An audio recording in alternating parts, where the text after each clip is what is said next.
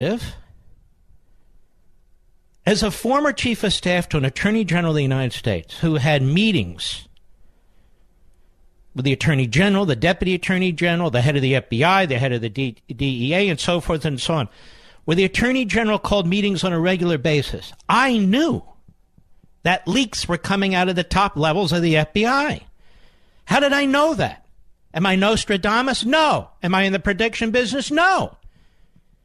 But it's at the top levels of the FBI where this information would be crossing paths. Nowhere else. It's not in the Bureau of Prisons. It's not in the Antitrust Division. It's not in the Civil Division. It's at the FBI. And you folks may remember this, those of you who are loyal Levinites, when I went on the radio and when I went on TV and I laid it out one exhibit after another, using the leaks to the media by the FBI, among others. That there had been at least one FISA application, probably more, that there'd been eavesdropping, espionage activity on the President of the United States or his campaign. Obviously, I didn't have all the particulars that we have now, but I could start to put together the general picture, what was taking place. And there was a pattern in the leaks over a period of 3 or 4 months. And Mr. Producer will tell you, I do my own research. I sat at my desk. I started to see this. I started to dig. I put one next to the other, next to the other. I said, what the hell's going on here? We've got a rogue operation. And it was a rogue operation.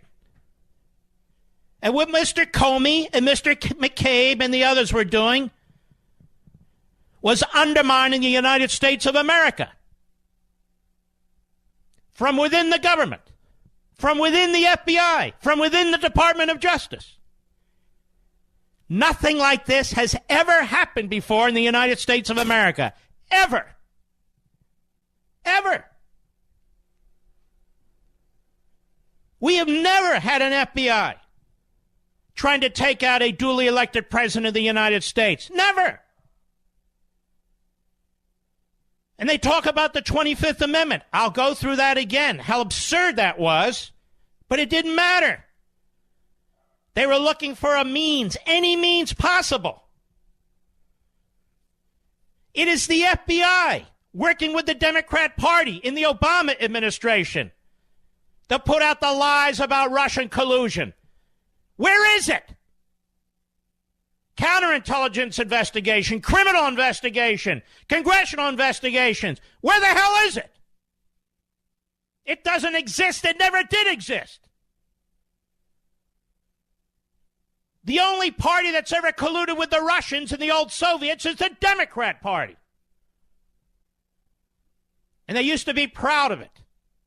The reason why Mr. McCabe is on 60 Minutes is because he knows the media have his back. Because he leaked to the media. He was one of their sources. It's not just an FBI cabal. It's a cabal with the senior level of the FBI and the media. And I might add Barack Obama, who still hasn't been held to account for anything, as if he didn't know a damn thing about a damn thing. That's hard to believe. Jim Comey didn't tell him? McCabe didn't tell him? Now, McCabe is a pathological liar and a narcissist.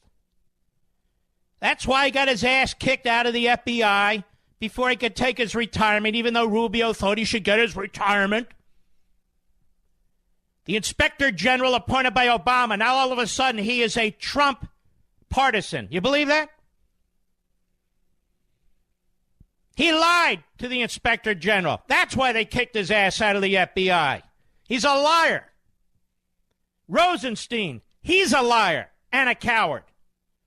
Baker, whose name you haven't heard a lot of, he's under criminal investigation. He was the general counsel of the FBI. Comey was leaking. That's why the media loved Comey and hawked his book. He leaked to a professor who leaked to the New York Times. You don't do that. if you want to be known as a leaker. So eventually he had to confess because it was under penalty of perjury in front of the House. Look at this FBI. 5, 6, 7 of them at the top levels. A cabal. A silent coup. And it stretched into the Department of State. And it stretched into the intelligence agencies. There is no question about this anymore. And as this enormous scandal is exposed further, the media, the Praetorian Guard media, protect the left. Why? Because they are the left. They are the left. They are the ones leading the charge to remove this president. Because they're ideologues, they're activists. How many damn times do I have to say it?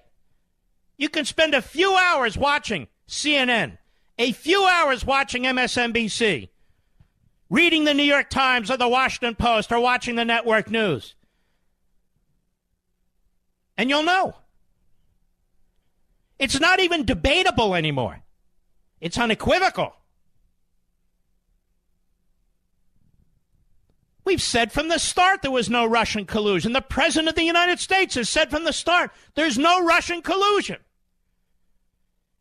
They've had thousands of reporters, hundreds of members of Congress, scores of FBI agents, scores of prosecutors looking for anything they can. They have found nothing because there never was anything.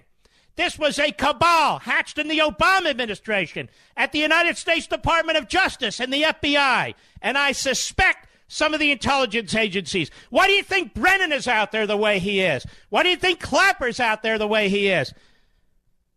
They are vested in this. It started out as a counterintelligence investigation. And they're all sitting back and waiting for Mr. Comey's report because they know. Check that, Mr. Mueller's report. Because they know that Mr. Mueller's lieutenant, Andrew Weissman, is capable of very bad and evil things. All they need is a footnote. All they need is a sentence. Anything. Just give them anything. And notice how they treat Mueller versus Ken Starr. We've never seen the front of Mueller's house. We've never seen the car he drives. We've never seen him hold a cup of coffee in the morning coming out of his house. We got to know all of Ken Starr's personal habits as the cameras were there in front of his house, trashing him, trashing his investigations. No such thing as Mueller. We don't even know what the hell town he lives in. Or Weissman, do we? Because they're leakers too. Counterintelligence investigations, criminal investigations, congressional investigations. Now they're moving on. They want Trump's taxes. They want his bank accounts. They want the taxes and bank accounts of his kids. His inauguration, his campaign, anything, everything. Because they don't plan to give up. I'll be right back. Mark Levin.